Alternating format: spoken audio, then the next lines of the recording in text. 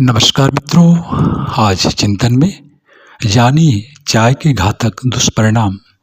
भारत में इसका प्रचार और प्रचलन सर्वप्रथम अंग्रेजों ने किया। वे इंग्लैंड जैसे शीत प्रधान देश के निवासी थे। उन्हें चाय पीने की आदत सी थी, इसीलिए गर्म देश होने के बावजूद उन्होंने यहाँ इसको बढ़ावा दिया। किंतु कई कारणों से अब यह सुरक्षित नहीं रही।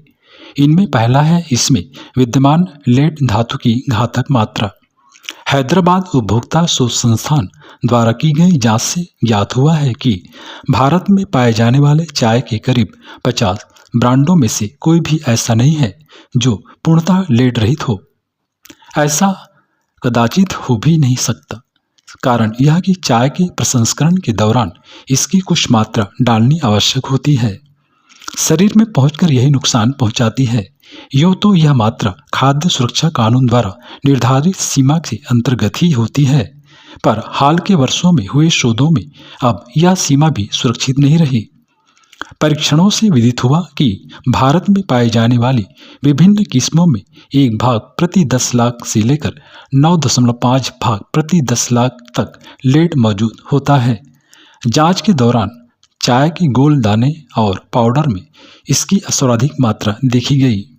15 अन्य ब्रांडों में यह 1 भाग से लेकर 4.2 भाग तथा दूसरे 18 ब्रांडों में 2.8 भाग में से 9.5 भाग प्रति 10 लाख के हिसाब से पाई गई।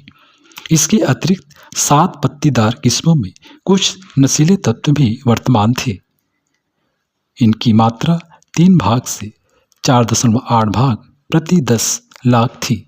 ब्रिटेन में लेड की स्वीकृत मात्रा 5 भाग प्रति 10 लाख है। ऐसा पाया गया है कि लेड की बढ़ी हुई मात्रा से सर्वाधिक नुकसान गुर्दे, यकृत, श्वसन नलिका, स्नायुतंत्र, हृदय, रक्तवाहिनियों एवं आंतों को पहुंचाता है। प्रातःकाल खाली पेट चाय के साथ यह जब खून में मिलता है तो इससे रक्त में लौह और कैल्शियम तत्वों की कमी हो जाती है। इसके कारण रक्त एवं अस्थि संबंधी तरह तरह के विकार पैदा हो सकते हैं। गर्भवती महिलाओं में यह प्लासेंटा को हानि पहुंचाती है।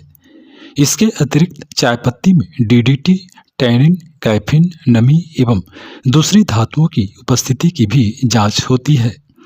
कीटों से सुरक्षा के लिए चाय के पौधों में डीडीटी का छिड़काव किया जाता है, जो पत्तियों द्वारा अवशोषित होकर उसमें घुल मिल जाती है।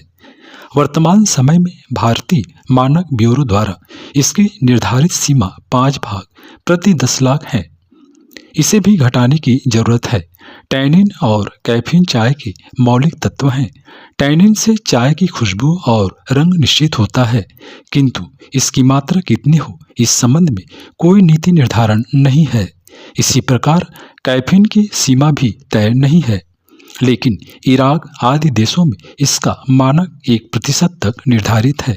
मित्रों, चाय के विकल्प के तौर पर प्रज्ञापेय या विभिन्न हर्बल पेय को स्थान मिलना चाहिए, जिससे रोग प्रतिरोधक शक्ति भी बढ़े तथा चाय की लत से भी छूट जाए।